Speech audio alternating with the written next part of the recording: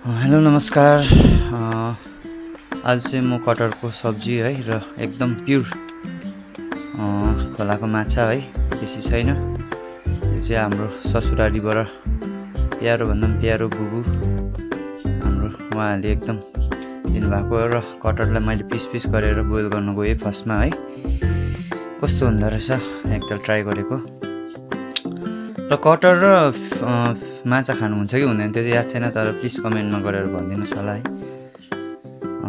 Boil गरेँ मैले है, सिटीमा गरेँ। तेल हाल्नु पर्दा चाहिँ गाइस यो मैले रेडी गरेँ फिसको लागि चाहिँ है। सबैभन्दा पहिला प्याज जिन्जर गार्लिक पेस्ट है चप गरेर हल्का मैले यो माछालाई फ्राई गर्नु थालेँ है।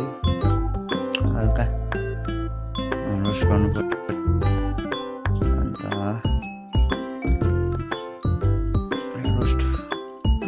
यो है मजाले यो जब तक यो तारिँदैन तब तक रोस्ट गरेर है। र हामी यता कटहर चाहिँ कस्तो भएछ है हेरौँ, एकपल्ट चेक गरौँ पाक्यो कि पाकेन है।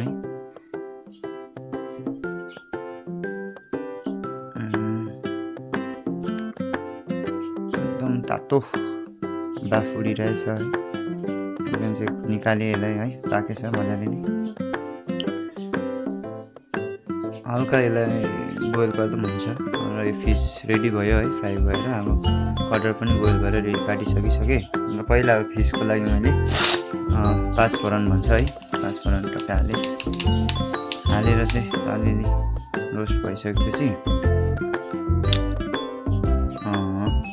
प्याज हाल्यो, अनियन है, अन्त जिन्जर गार्लिक पेस्ट पनि हालेँ, त्यसलाई मिक्स गरेँ।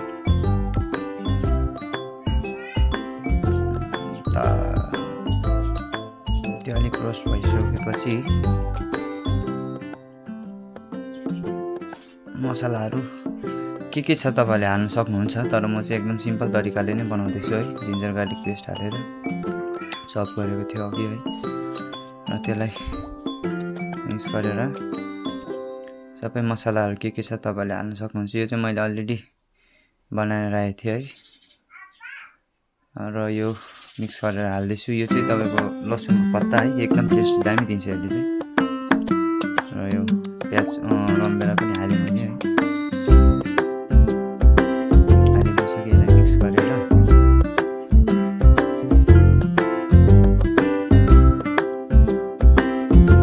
चलाएर के चाहिँ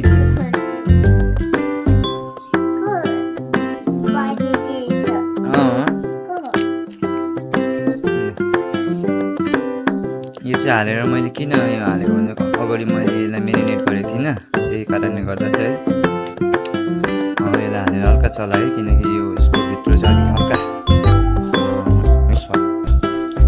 र फाइनली मैले यसलाई पानी हालेर अलमोस्ट रेडी भइसक्यो है फिस। र यो उम्लिँदैछ है। अलमोस्ट यो चाहिँ एकदम सुप बनाएको। र हल्का माथिबाट लसुनको पत्ता छर्दै फाइनली टच। कटहरतर्फ गयो है। पहिला त्यसलाई तेलमा हल्का तेल उयो गरेँ, अन्त हल्का यो कटहर उयो गरेको। फर्स्टमा चाहिँ म मासु सेम बनाउँछु, यो चाहिँ चिकन टाइप बनाउनेवाला छु है। चिकन जस्तो बनाउँछु म सधैँ पनि त्यस्तै बनाउँछु। मिट मसला देख्नु भयो होला, त्यो चाहिँ हालेँ मैले। र यसमा हल्का पाँचफोरन नै हाल्छु। यहीँ छ हौ चलाएँ है।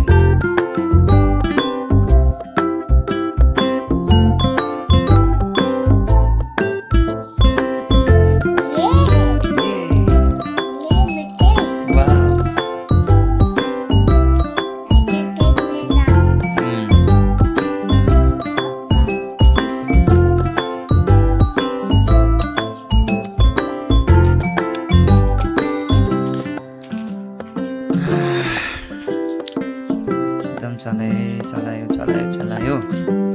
यो चाहिँ एकदमै बेसी टालिँदो रहेछ। यो चाहिँ यो बोइल गरेको छ कटहर हुनु त आज मैले फर्स्ट टाइम बनाएको है, ट्राई गरेको, राम्रै भयो होला।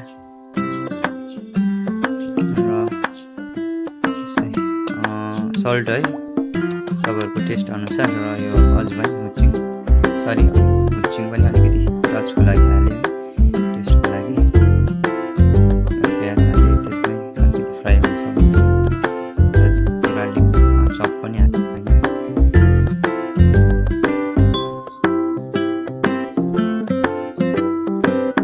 र मैले त्यो लसुनको पत्ता पनि हल्का हालेँ टेस्टको लागि हल्का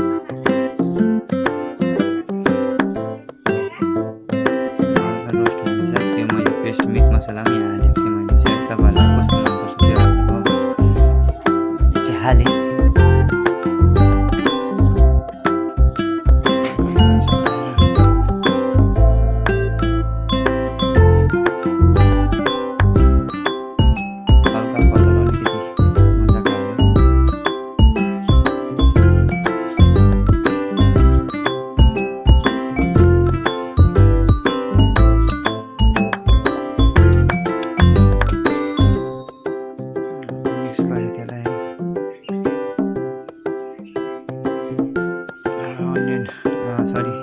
टमेटो है लास्टमा अलिकति नुन फेरि पनि हालेँ किनकि अगाडि मैले कम्ती हालेको थिएँ है अलिकति थप्दैछु र यो चाहिँ आज म ग्रेभी टाइप बनाउने कोसिस गरेको र यो यति ग्रेभी भएको छ है र यसलाई फाइनल टच दिएँ मैले धनियाँ